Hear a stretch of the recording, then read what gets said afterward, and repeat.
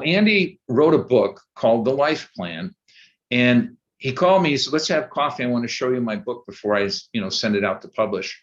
And I read the book, and I said, "Andy, this is really good, but it's targeted at parents and teachers and clergy people, etc. You need to get to the kids, and the way you got to do that is you got to train them to build a written personal life plan." And so he said, "How would I do that?" And I wrote a nice size check, and I went to Root Learning, our pals in Toledo, and asked them to participate. And they built 9 modules, taking a child through the whole process of understanding where they were in life. And we had a tagline.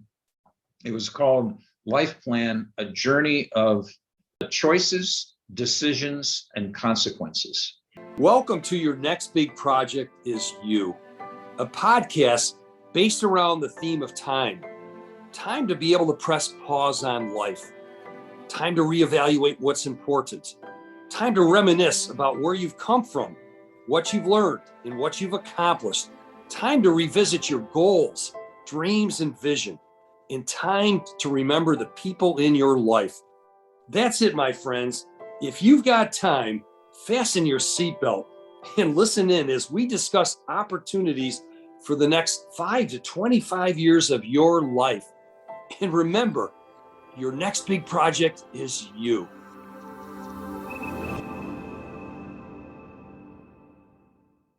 Welcome to our podcast. Your next big project is you. And what a treat for me today to have a long-term friend of mine, entrepreneur, author, husband, father, brother, friend to many folks like myself. John Hoskins is joining us today. And John from Scottsdale, Arizona, welcome to the podcast. Well, thanks, Leo. The privilege to be here. You know, I call you affectionately the Great Hoskini. So, and it's because of some reasons. I've known you for 40 years. We go back 4 decades. And I've seen you rise from your early days in sales to the C-suite in organizations to eventually building an amazing business, selling it, starting other ventures over the last decade or so. It's amazing, John. What drives you? Because you could have packed this thing years ago. You're like that Energizer bunny that just keeps moving forward and forward with new ideas, new ventures. Tell us about that journey. Well, I think the answer to the question of Energizer Bunny is I love my job. We focus, and my entire career, post Xerox, at Xerox, was really sales function. And I love salespeople. I love sales leaders. I like helping sales professionals, leaders, and people being their best. And certainly joining Xerox I was 28. And that laid the foundation for my corporate experience. But even prior to that, I had my own business and businesses, and I started selling when I was 11 in Milwaukee, Wisconsin. And my dad always told us as kids, he said, if you can learn to sell, you will never be out of a job. And that's true. Well, what's amazing with you is like you said, the word love.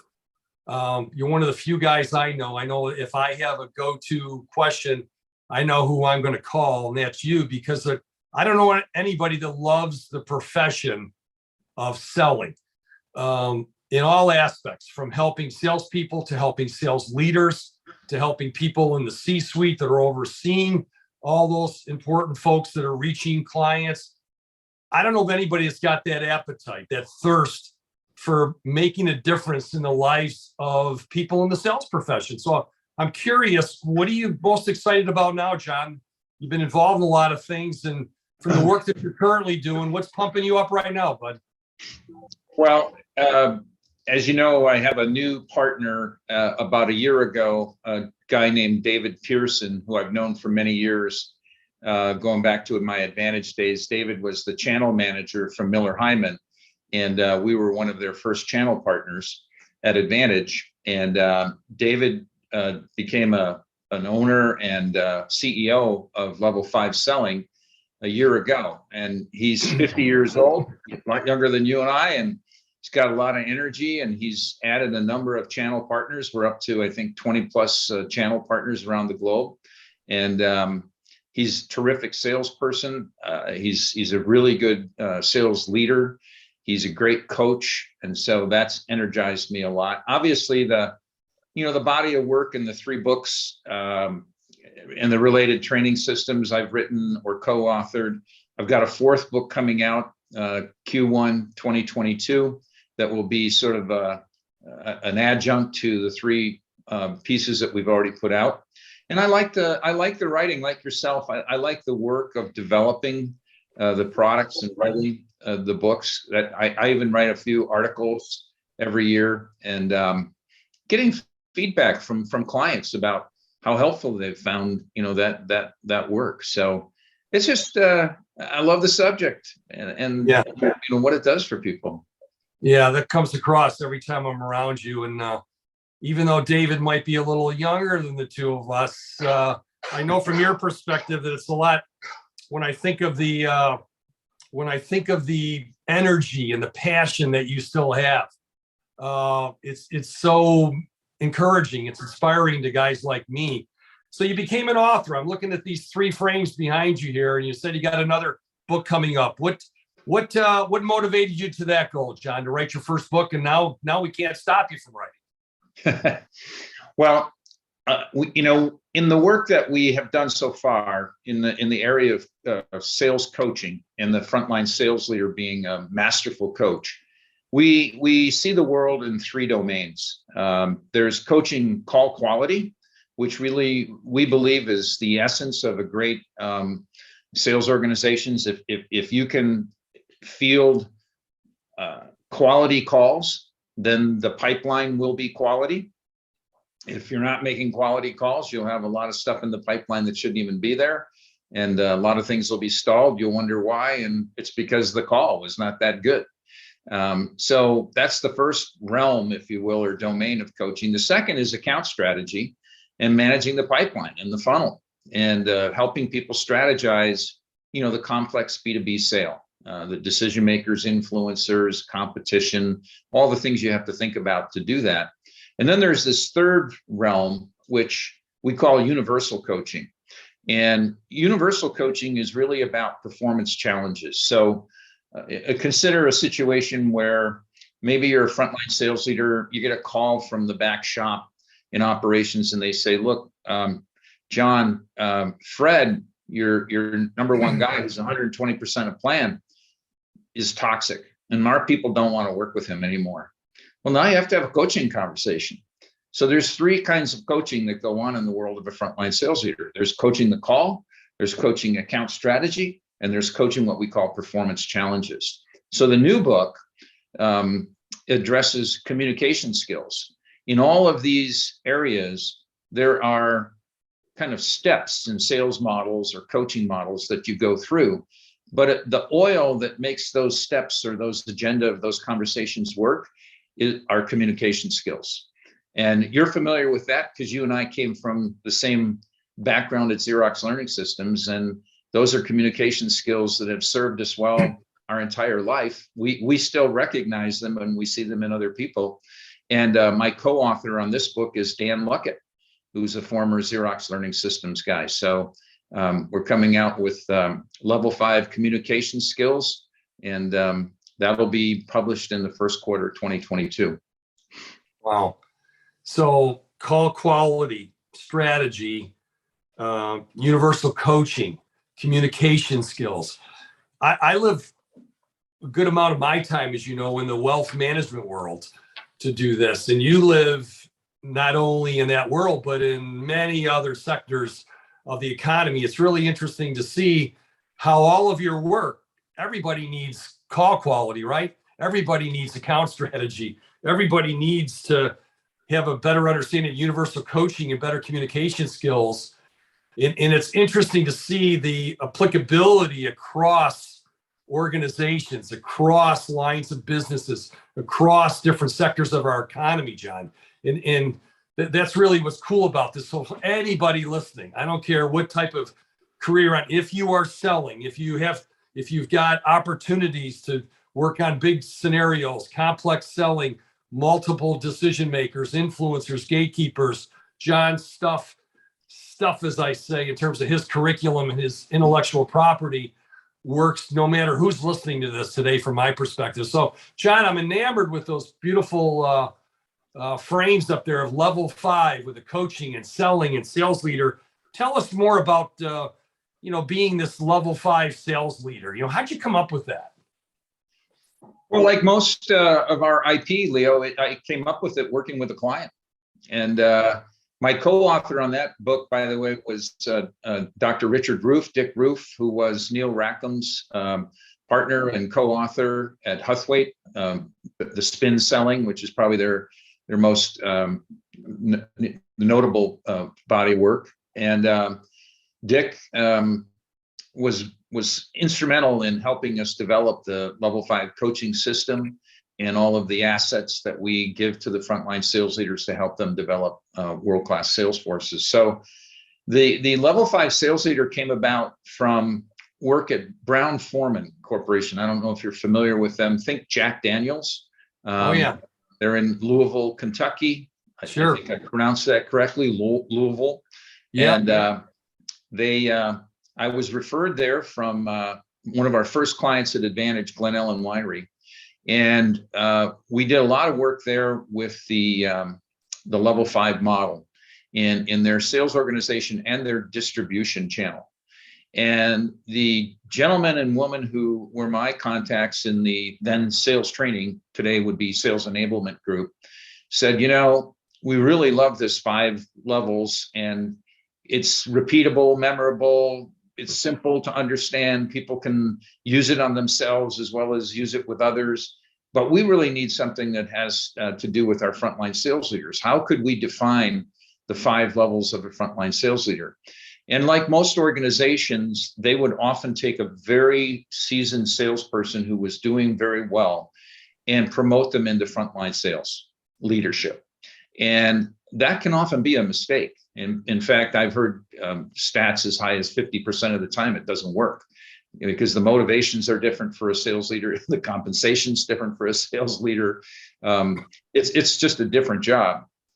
And they don't hand you a handbook and say, well, here's the guide to being a great, frontline sales leader. So we came up with that 5-step model. And the way I like to portray it to people is think about this new great seasoned salesperson who's real successful going into the job for the first time. And maybe they're even taking over the very team, Leo, that they worked on. So these are all their colleagues and peers now that they're going to be the leader of.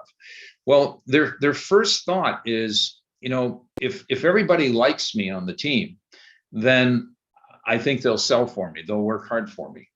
But as we know, that admiration is not necessarily respect, and friendship is important, but leadership is a difficult thing because you have to make tough choices, and they're not always popular choices. And so being someone's friend isn't really the idea. And they soon learn that is not a very effective approach to leading the team. So they have a tendency to move into what we call the parent approach. That's second level.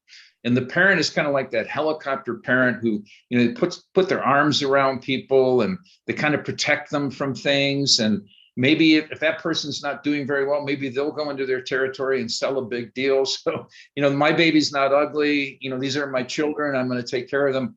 Well, it's not a very healthy situation in the business world. And, they will tend to play favorites, things that kind of destroy the team morale. You even get sibling rivalry going on between team players. So they ultimately go, oh my gosh, this parent thing's not working. I know what I got to do. I got to be the boss. And that's the third level.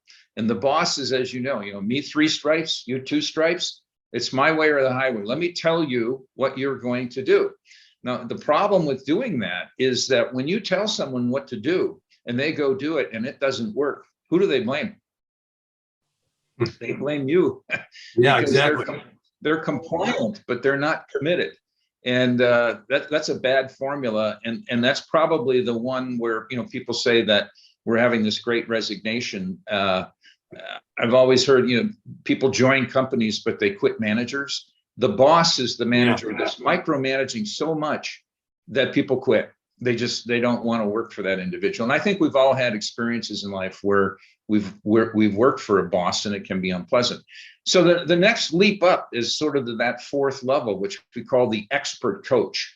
And the expert coaches, because they were a really good salesperson themselves and carried the bag and made their quota and were at the front of the room every year in the President's Club, they actually do know the job. They know how to get things done and how to sell.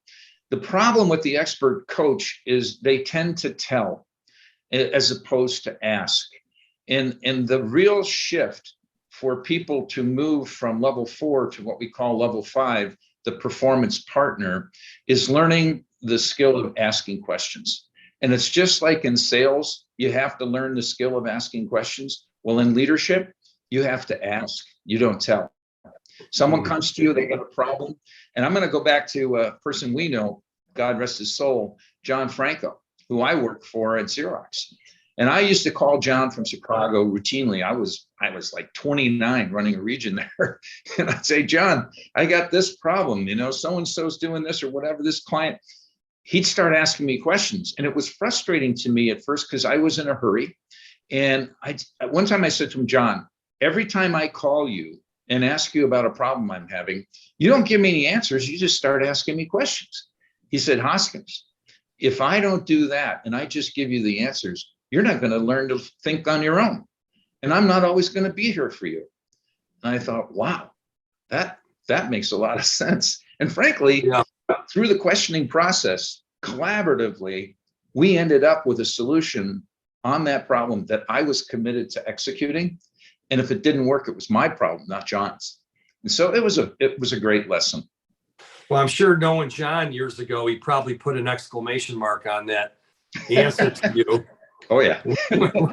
when he said that to you. But yeah, isn't it interesting because in my world, people that are really good advisors, are asked to become sales leaders or, to run a branch or eventually run a market or a division. And we assume all these things from parenting to being a boss to an expert coach. We assume that they got all these capabilities, right, John? I mean, it doesn't happen in the way you frame this, because my life and your life has been built around helping people to learn how to ask the right questions, right? How to listen, how to acknowledge, how to clarify, how to confirm, it's a lot easier when you're asking questions. And it's just so stunningly simple. And it can be remarkably elegant in the simplicity, but it's deceptively difficult sitting there as you were in Chicago, wanting an answer. You're running to the next call, or I need some help right now. But the beauty of this is that I can't help you unless I ask you a few questions and really understand the situation that much more. And you felt that. Now you're teaching it. It's at a whole nother level. It's really cool to hear that. The thing is too, Leo, is the leader is often in a hurry as well. And they've probably seen that problem before. And it would be easy for them to just say, do this, right? But again, it's not developing that individual's ability to think on their own. And wow. It's an epiphany, really, once you get it. And it's funny because salespeople are great at asking questions. They just need to learn as a leader. That's what they need to do as well. Yeah, amazing, John. What's the vision for your business these days, John? Who are you trying to reach? I'm curious, what type of client is absolutely a perfect fit for the value that you're now delivering to folks? I'm happy doing what I'm doing now. I love the job, as I mentioned, writing and developing new IP. Our focus is the frontline sales leader and helping them become masterful coaches.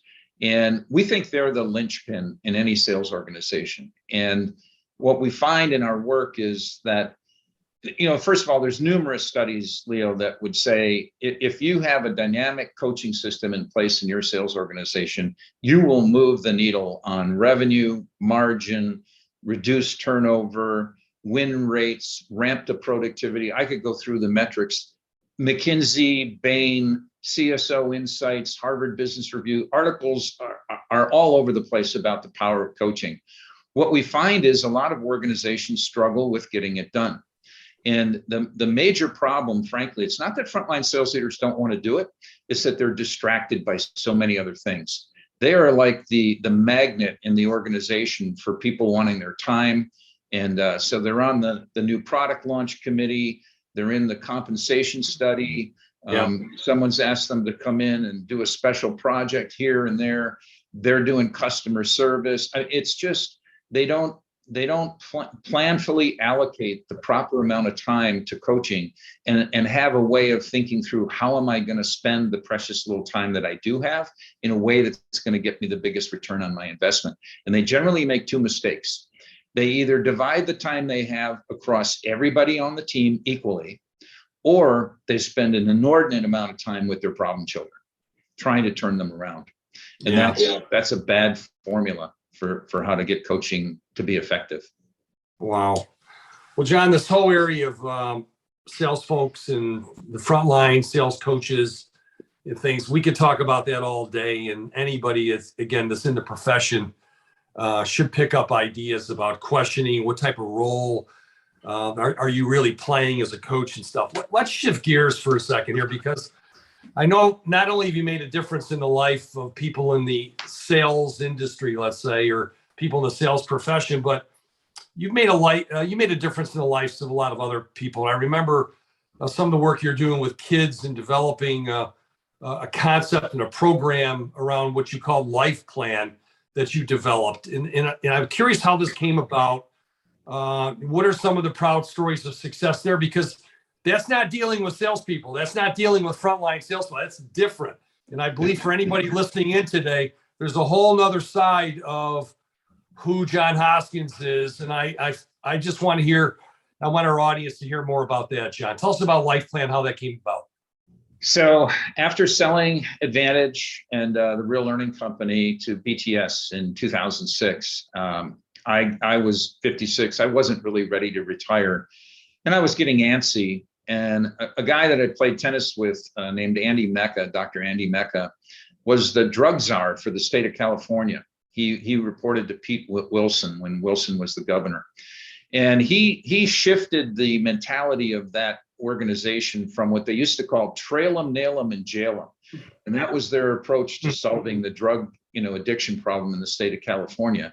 And he wanted to go to the source of the problem. Why do people get involved in drug and alcohol abuse from the very start? And of course, you find out that it happens when they're teenagers. And so he undertook a process of looking into the whole area of mentoring children. And he found that by putting an adult into a child's life who simply affirms that child and says, you're a good person and you can do good as well, will make a huge difference in the trajectory of that person's life. So Andy wrote a book called The Life Plan, and he called me, he said, let's have coffee. I want to show you my book before I send it out to publish. And I read the book and I said, Andy, this is really good, but it's targeted at parents and teachers and clergy people, et cetera. You need to get to the kids. And the way you got to do that is you got to train them to build a written personal life plan. And so he said, how would I do that? And I wrote a nice size check and I went to Root Learning, our pals in Toledo, and asked them to participate. And they built what was then at the time, really, I thought a world-class approach, 9 modules, taking a child through the whole process of understanding where they were in life. And we had a tagline. It was called Life Plan, a journey of choices, decisions, and consequences. And there's 4 things that happen to teenage kids that derail them.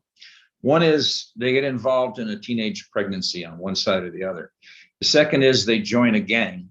The third is they get involved in drug and alcohol abuse. And then the fourth is they drop out of high school. And so we built this non-denominational and open to well-to-do kids privileged in the suburbs and kids that were in the inner city and having a tough time. And you would find in all of those segments of society, teenagers are really troubled. And you want to talk about the toughest sales job I ever encountered was getting kids who were on the wrong track back on the right track. So I would give you an example. I mean, I remember being in LA at a table doing facilitation, and this kid said, "Hey, what do you mean join a gang? My father's in a gang, my brother's in a gang, my uncle's in the gang, my grandfather was in a gang. You think I'm not going to be in a gang?" You know, it's a tough sell, but that still exists. I don't have an operational role in it, but my hope at that point was if we could get one kid, 10 kids, a dozen kids who 50 years from now, they're being interviewed on TV, and somebody say, "Well, how did you become president of the United States?" They say, "Well, long time ago, I got this program called the Life Plan, and it really set me on the right path to who I am today." So it was fun. I mean, what kid doesn't need that? I mean, you think about it. I mean, if you come from a good family and there's no dysfunction, those issues of pregnancies and gangs and drugs and dropping out of school, then hopefully are mitigated, let's say. But for those unfortunate ones, boy, there's so many folks to reach, not, all over the globe, obviously, to help people like this. And even your concept, John, of trailing them, nailing them, jailing them, with how this came about from the research in terms of the drug studies and things like this. It's got a little emotional connection to selling there as well, like trailing them, almost like pipeline development or building up a prospect and nailing them in terms of advancing sales cycles. There's so many life metaphors. You and I are always into trying to figure things out there. But that's phenomenal work, John. And those are the things that I'm really proud of that I know you've done and are still actively looking for ways to give back of your time and things like this. So the whole issue of making a difference in kids' lives, to me, it's translated to knowing you as well as I do, and your still commitment of a caring guy. It wants to be there. You've always been a phone call away to guys like me, and I know other folks that have been privileged to work with you, always on call 24/7, as I like to say. And I wanted just to touch on this for a minute because you've been really close to two of your brothers. One I had both I know, have the privilege to know and spent some time with them for lunch and golfing. And sadly, your older brother, George, like my older brother, Vince, passed away. There's a love and a caring in your family. I've seen it. And I believe this translates to your business, John. And so I know your wife and I know your son, and it's manifested back in your life. I just wanted to pick away at that discussion for a second about the role your family, your brothers have meant to you specifically. I know you had sisters as well, but tell us a little bit about that, the recent loss, and how that's made you think about your future going forward. Well, I think my family's been pretty much everything that I was the youngest of five. My dad was a butcher in South Buffalo.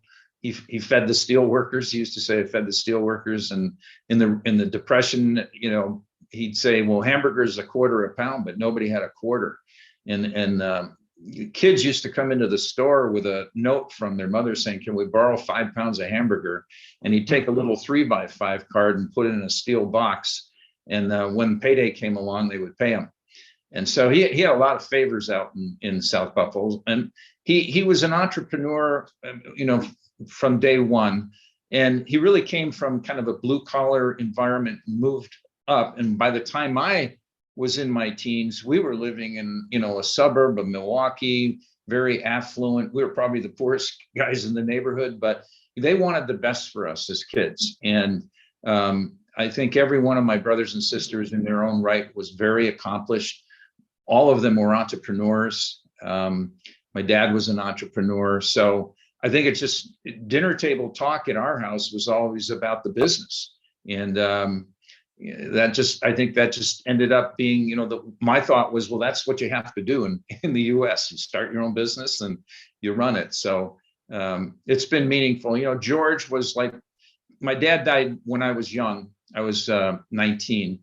And my oldest brother, George, who passed away this year, kind of became my surrogate dad in a lot of ways. Yeah. And then my brother, Pete, who I'm very close to, he's 4 years older.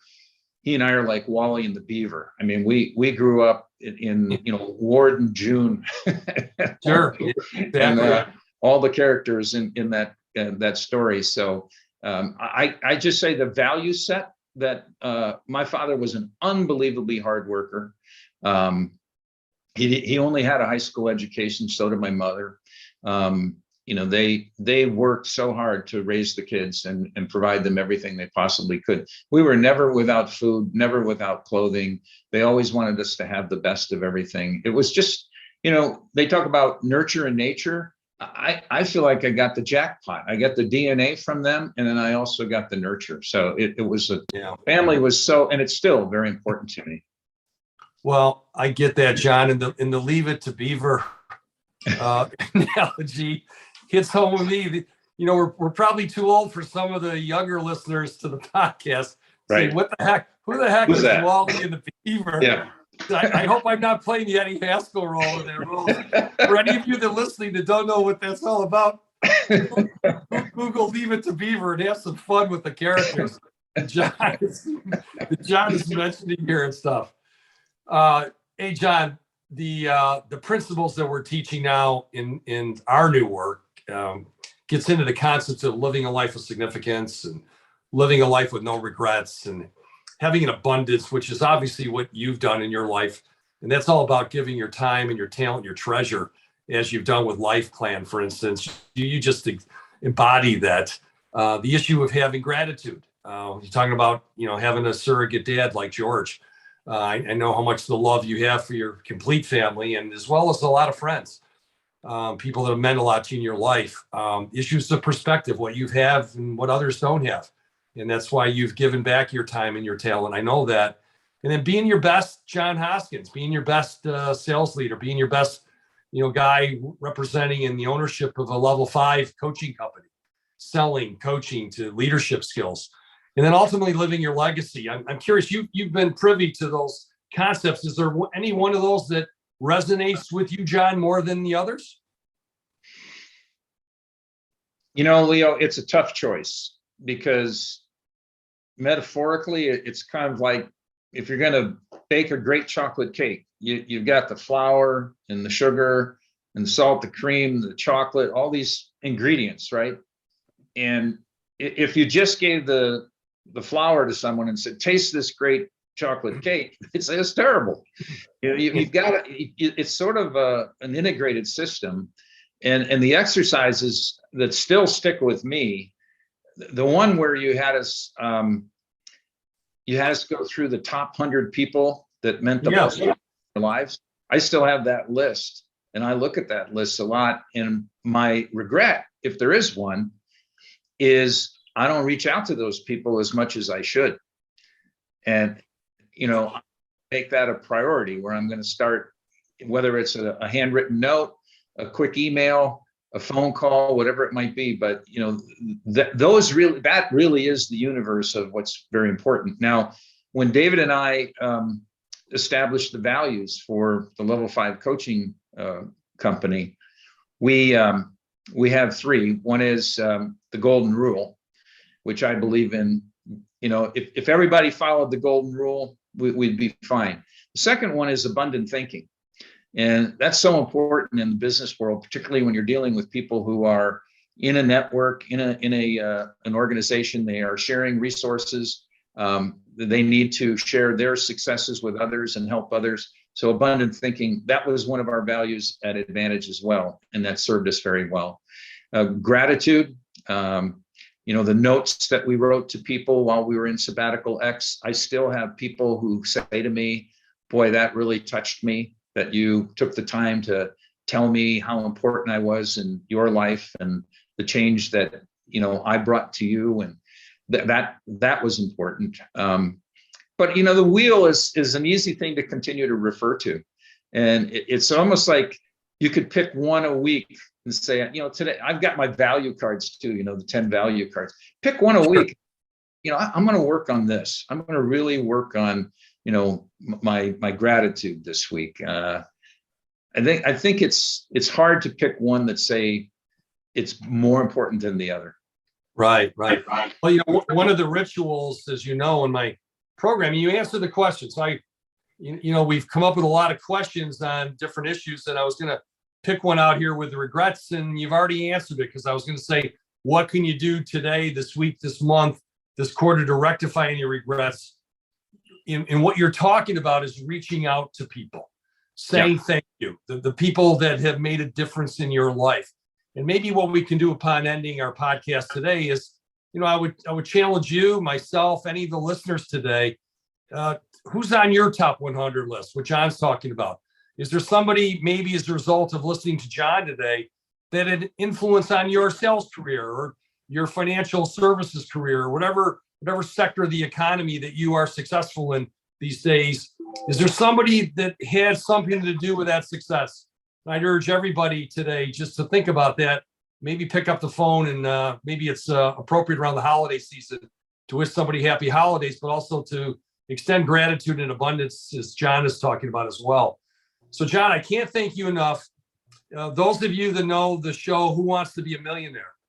In the lifeline, if you think about this, so in my profession, or for the last 4 decades, and I'm sure for the rest of my life, and I hope there's another 4 decades ahead for us, anytime I've had a question, or if you ever needed a lifeline in the profession of selling or sales coaching, I can assure you the one person you should call is my good buddy, the great Hoskini, John Hoskins. That's who I call.